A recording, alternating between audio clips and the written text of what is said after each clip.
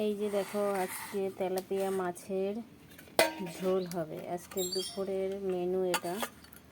Tilapia মাছ দিয়ে ঝোল হবে আর পটল দিয়ে আলু দিয়ে তরকারি হবে। তবে তোমরা দেখতে থাকো। মাছগুলোকে এখন ভেজে নেব। কড়াইয়ে তেলটা গরম করে নিয়েছি। মাছগুলোকে এক এক করে ভেজে নেব।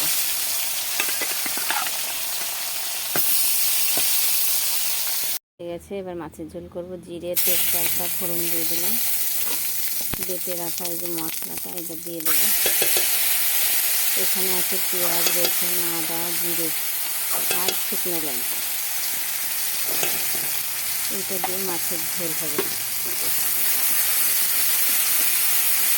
মশলাটা একটু কষিয়ে নিতে হবে ভালো করে। এখন এই যে মশলাটা কষানো হয়ে গেছে, এবার আমি এখানে জল দিয়ে দেবো।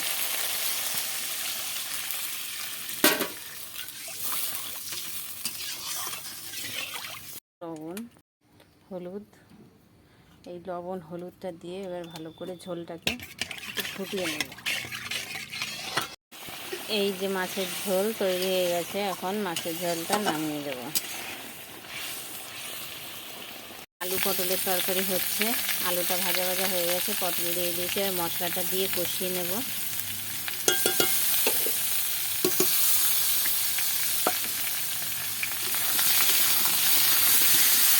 মশলাটা দিয়ে একটু ভালো করে কষাবো। আলু পটলের তরকারিটাও কিন্তু হয়ে গেছে, এখন নামিয়ে নিয়েছি। এখন এটা নামিয়ে নেব একটা গামলাতে। তাহলে এই হচ্ছে আজকে আমাদের দুপুরের মেনু, মাছের ঝোল আর পটলের তরকারি। এই যে দেখুন আজকে দুপুরের মেনু, এই যে মাছের ঝোল আর এইদিকে আলু পটলের তরকারি। এই হচ্ছে আজকে দুপুরের মেনু। কেমন হয়েছে সবাই কিন্তু কমেন্ট করে অবশ্যই জানাবেন। ঠিক আছে, কেমন লাগছে দেখতে। তাহলে ভালো থাকবে। Bye bye.